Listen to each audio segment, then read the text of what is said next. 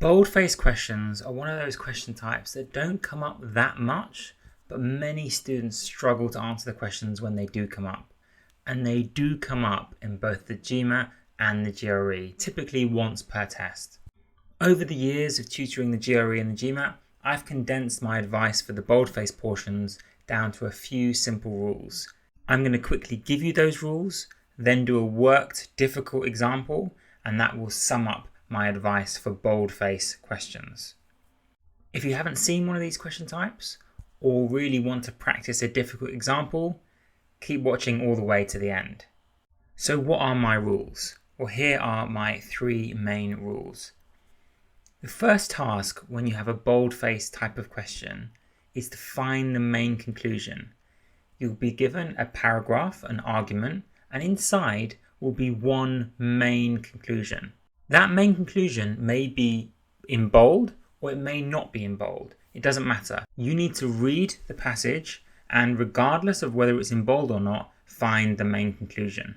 A good tip for this, as I've mentioned in another one of my videos, is to think about what the 5-second summary of the entire argument would be. If the author only had 5 seconds to tell you what they wanted to tell you, what would they say? Drop all the arguments and the evidence, just what do they want to say? That's the main conclusion. Rule number 2, go back and reread the boldface portions again, and then ask yourself, in isolation, do they support that main conclusion or not?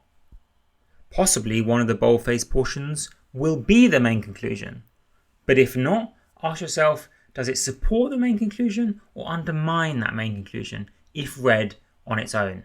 If you have time, go for rule number 3. Check and ask yourself whether the boldface portions are factual or opinionated. Are they hardcore scientific evidence or are they just the opinion of the author? With these 2 designations, support or oppose, factual or opinionated, you can answer pretty much any boldface question.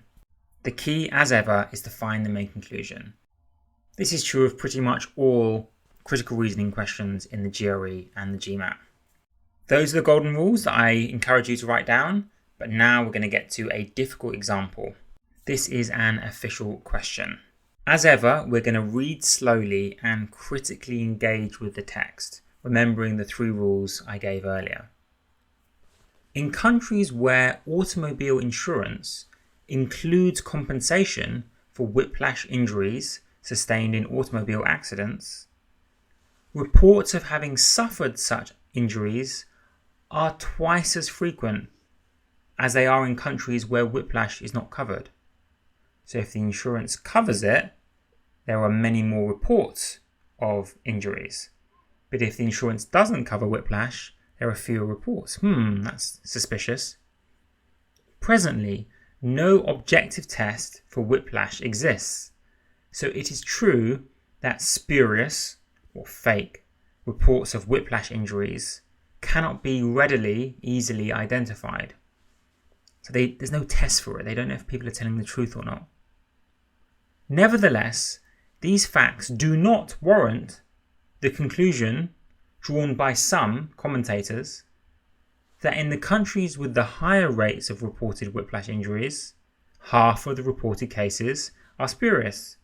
The author is saying, don't draw the conclusion that half of people are making it up. Don't agree with those other commentators that half of these reported cases of whiplash are spurious or fake or made up. But why is the author so confident that no one's faking it when the first sentence said that reports are twice as common in those countries where whiplash is covered? Let's find out. Clearly, in countries where automobile insurance does not include compensation for whiplash, people often have little incentive to report whiplash injuries that they actually have suffered. So they do suffer the injuries at the same rate, but they just don't report them because what's the point? If the insurance is not going to cover it, what's the point? I think I roughly get the author's point of view here. How would we sum up in a nutshell? What would the main conclusion be? For me, it would be something like, well, before I tell you, what would your main conclusion be? I think the author's trying to say people aren't faking it, they're just not bothering to report it as much. And that conclusion would actually be in the middle here. It wouldn't be one of the boldface portions. This is the sentence where the author says, don't agree with those people who say that everyone's faking it. Don't agree with those commentators who think that half the cases are spurious and fake. In other words, in 5 words or fewer, people aren't faking it. People aren't faking it. That's 4 words. So I've found the main conclusion. Now I go back and check whether the boldface portions agree with that main conclusion or disagree with them. That first one. In countries where automobile insurance includes compensation, reports of having suffered such injuries are twice as frequent. I would say that undermines the conclusion, because that first sentence is the evidence used to say that people are faking it. The reports are twice as common. That would lead you to believe that half of the people are faking it. So that doesn't support our main conclusion, that people aren't faking it. In isolation, if you read that first sentence, you would think, oh, there's a lot of cheating going on. But that's not what the author believes. That's not the main conclusion. Second boldface. Clearly, in countries where automobile insurance does not include compensation, people often have little incentive to report whiplash injuries. That supports the conclusion. It gives a key reason why people aren't reporting it. Not because they're cheating or anything, just because they don't have any incentive to report the injuries. It's important to distinguish here that that last sentence isn't the main conclusion. The author isn't desperate to tell us that people don't have much incentive to report injuries. The author is desperate to tell us he thinks people are being authentic and they're not faking it. So that last sentence is in a way a conclusion. It's an opinion that people have little incentive to report injuries if they're not going to get cash, but it's not the main conclusion. As we've gone along, we've actually followed the third rule. We think that the first sentence is evidence. That's not an opinion, that's just a fact. They're twice as frequent in those countries. Whereas the second boldface is not a fact, that's the author's opinion, that they don't think people have much incentive to report the injuries. Another giveaway that that's an opinion is the introduction with the word clearly. The author is arguing that they think this thing that they're about to say is clear. Other giveaway words include therefore, thus, will, should, would, must, so, etc. It's the author's opinion. Right, that's enough analysis. Time to get to the answer choices. Obviously, I'm going a bit slower than I normally would in the real test, but I want to give you the full context for how I approach these kind of questions. In the argument given, the 2 boldface portions, that's always the question, play which of the following roles? The first is a claim that the argument disputes. No, we never disputed the evidence in the first sentence.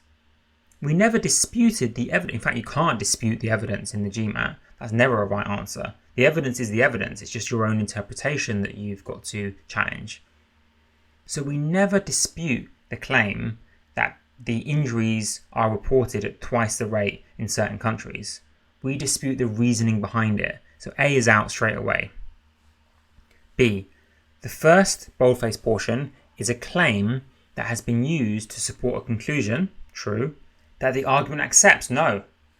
The first is a claim that has been used to support the conclusion that people are faking it.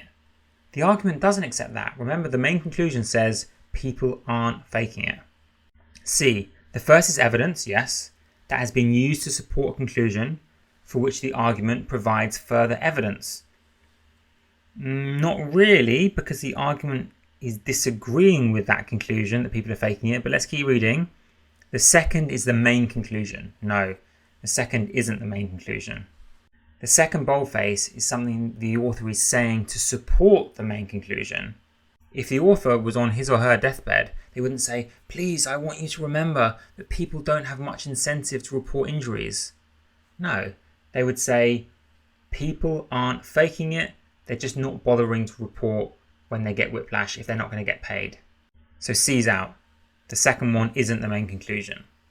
D, the first is a finding, yeah, whose implications are at issue in the argument. Absolutely. We're debating whether people are faking it or not. The second is a claim presented in order to argue against deriving certain implications from that finding. Exactly. The main conclusion is arguing against deriving certain implications from the finding. That's what we said about the main conclusion. If we read it again, the facts do not warrant the conclusion drawn by some commentators. Those commentators are deriving or finding, creating certain implications that people are faking it, and the author is arguing against those implications, against that interpretation. Difficult language, but D is correct. We can also get D through elimination. Let's try and eliminate E. The first is a finding, yes. Whose accuracy is evaluated? No, we don't evaluate the accuracy of evidence, we challenge the interpretations. In the GMAT and GRE, they don't like it if you question the evidence. They want you to question the interpretations. Anyway, the first is a finding whose accuracy is evaluated, no. The second is evidence, no, it's not evidence, it's an opinion presented to establish that finding is accurate, no. I didn't want to make this video overly long because it's a difficult topic that doesn't come up that often, but I really wanted to give you an insight into my 3 main rules for boldface questions. It's arguably one of the hardest question types in critical reasoning, but if you invest the extra time to follow the 3 rules and find that main conclusion, you should be fine.